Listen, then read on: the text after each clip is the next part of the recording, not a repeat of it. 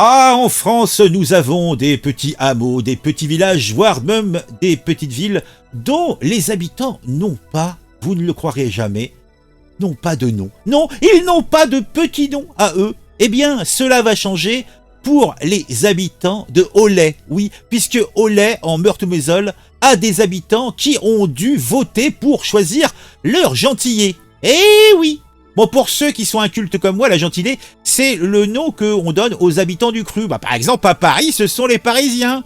À Con, c'est des cons. Voilà, c'est simple. Voilà. Après un vote plébiscité par plus de la moitié des votants, ils ont choisi de conserver leur surnom historique de cul brûlé. La commune ne disposait pas d'un gentilé, mais d'un surnom remontant à pas moins que le Moyen-Âge.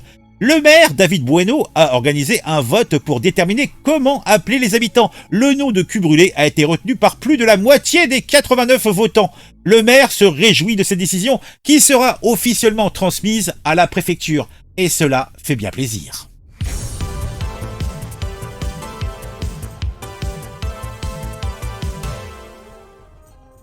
Je vous le disais en introduction, à Aulet, en Meurthe-et-Moselle, les habitants ont enfin décidé comment ils souhaitaient être appelés. Après un vote plébiscité par plus de la moitié des votants, ils ont choisi de conserver leur surnom historique de cul brûlé.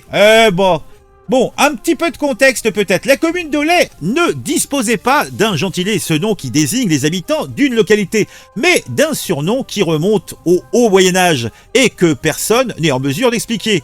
La mairie a donc organisé un vote pour déterminer comment appeler les habitants de cette petite commune rurale. Le scrutin a eu lieu ces derniers jours avec une liste de 8 noms proposés, parmi lesquels on trouvait Aulésien, Aulésienne, Aulégeois, Aulégeoise ou Aulésien, Aulésienne, validés par la mairie.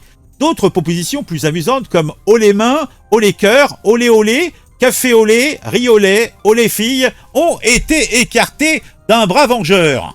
Donc, les résultats des votes, étaient clairs et définitifs, puisque l'histoire a été respectée et la tradition aussi, puisque c'est le nom de cul brûlé qui a été intégré dans la liste des propositions, et c'est lui qui a été finalement retenu par plus de la moitié des 89 votants sur une population totale de 230 âmes.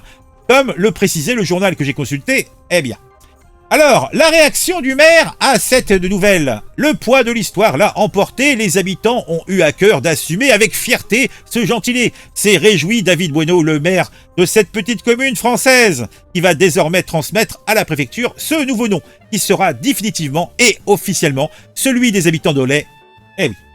Les habitants du village d'Aulet, en Meurthe-et-Moselle, n'avaient pas de gentilé officiel, donc maintenant c'est fait, et ce sont les culs brûlés. Eh oui. Alors, il y a quand même une hypothèse qui a été apportée sur l'origine du surnom en question.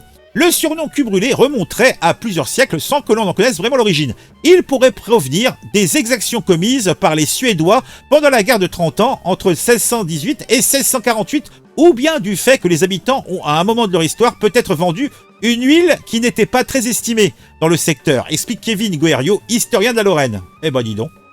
Bon. Allez, je pense qu'on a assez dit, assez fait sur ce fait divers. Moi, j'ai trouvé ça amusant, mais faut pas abuser des bonnes choses.